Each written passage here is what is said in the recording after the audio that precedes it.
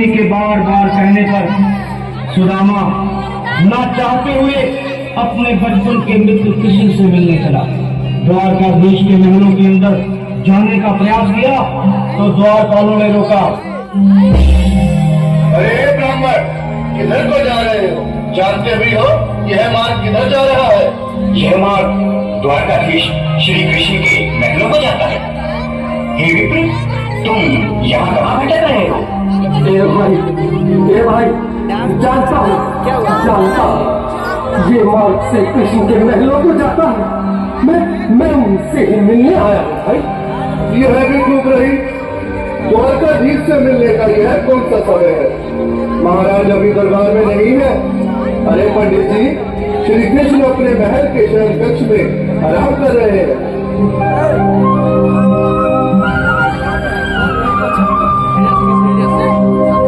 देखो देखो ये गरीबी का हाल, कृष्ण के दर पे विश्वास लेके आया हूँ। मेरे बचपन का यार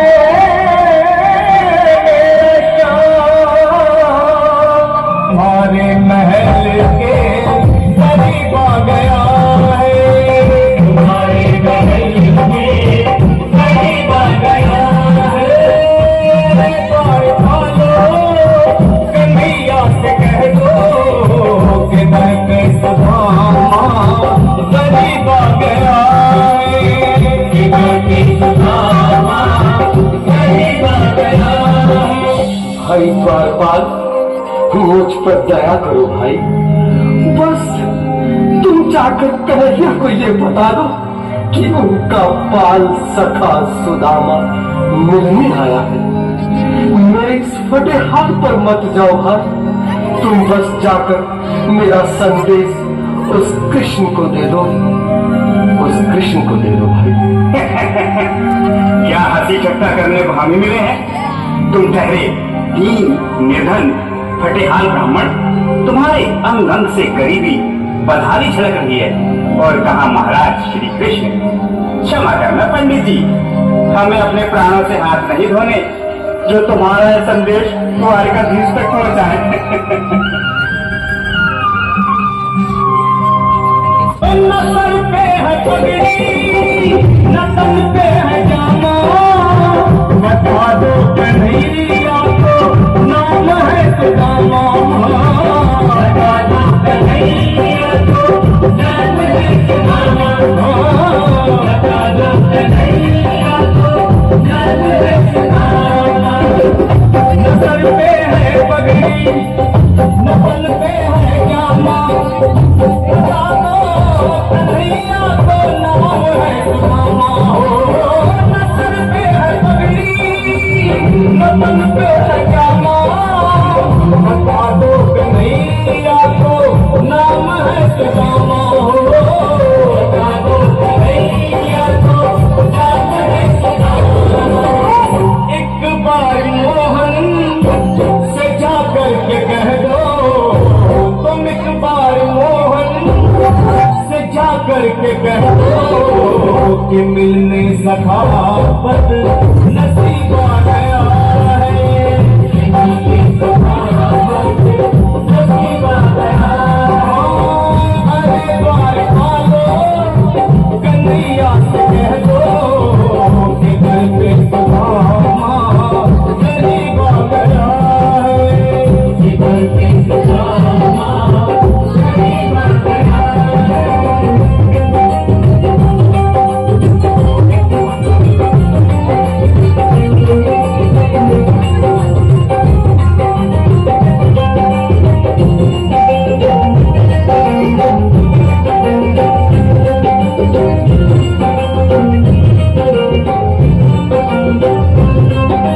तो भाइयों, अब मेरी भी सुन लो।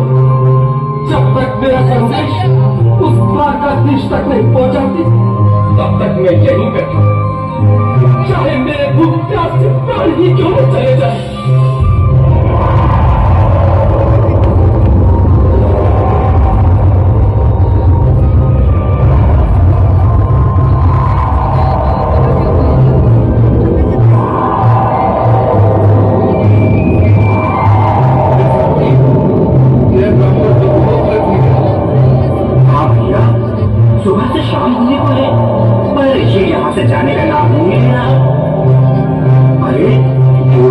जी, इसकी देह कैसे कांप रही है? लगता है जैसे प्राण हो रही है। भगवान न करे अगर ब्राह्मण ने यही प्राण त्याग दिए तो, और अगर ये सच में द्वारकाधीश का मित्र हो तो क्या होगा भैया? सही कहते हो। अगर ब्राह्मण हत्या का पाप लग गया, अगर महाराज का मृत्यु हुआ तो मृत्यु दंड का भय है। अपनी आने वाली पीढ़ियों को नरक में डालने से तो ये संदेश पहुंचाने ही ज्यादा अच्छा है। क्यों ना महाराज का संदेश पहुंचा दे? ऐसे करो, तुम जाओ भैया। तुम जाओ भैया, तुम उम्र में बड़े ठहरे, मेरी बात तो समझो, तुम ही जाओ। देखो भाई, मैं ठहरा पार बच्चेदार परिवार वाला, मेरे पूरे माँ बाप हैं, तुम ठहरे कुंवारे अकेले। अच्छा, मैं ही जाता हूँ। थोड़ा थोड़ा रास्ता दे दे, बिल्कुल बीच में। आज भी लीलाधारी के चेहरे पर मुस्कान है। लगता है जरूर कोई नई लीला रचने वाले हैं। द्वारकाधीश की जय हो। कहो द्वारपाल, इस समय कैसे आना हुआ? महाराज, क्षमा चाहता हूँ, पर कारण ही कुछ ऐसा है। द्वार पर एक ब्राह्मण स्वयं को रुक क्यों गए? आगे बोलो। द्वार पर एक गरीब ब्राह्मण स्वयं को आपका मित्र बताता है, आपसे मिलना चाहता है। अपना नाम सुदामा बताता है। सुदामा? क्या कहा? सुदामा? मेरा बाल सका सुदामा? मेरे बचपन का मित्र सुदामा? सुदामा, मेरा मित्र सुदामा।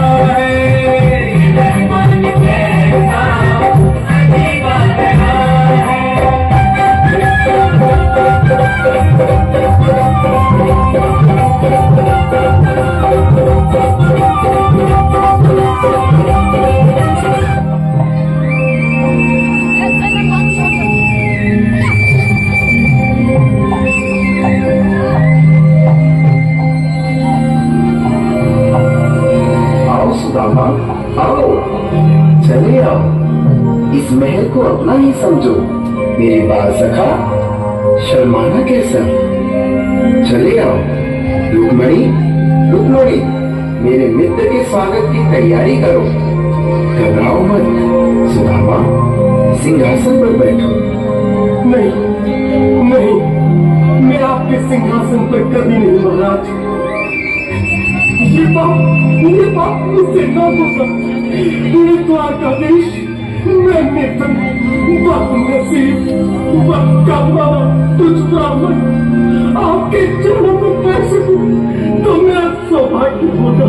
दीनानाथ, दीनानाथ, दीनानाथ। सुदामा, मुझे महाराज कहकर प्रताड़ित न करो। मैं संसार के लिए द्वारकाधीश हूँ, पर तुम्हारे लिए सिर्फ तुम्हारा बाल सखा हूँ।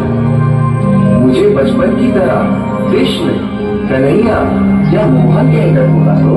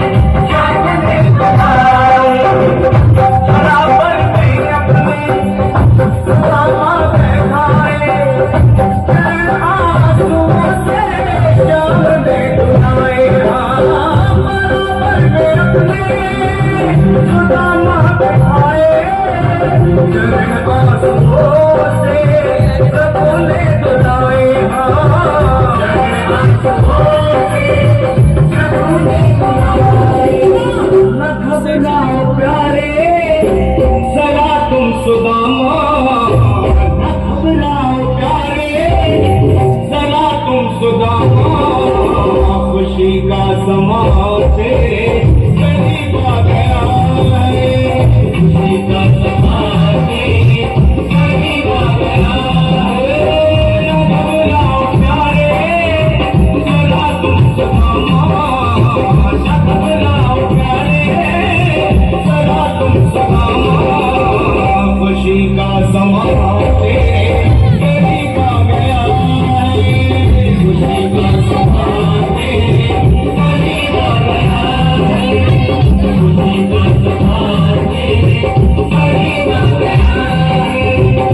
Thank you.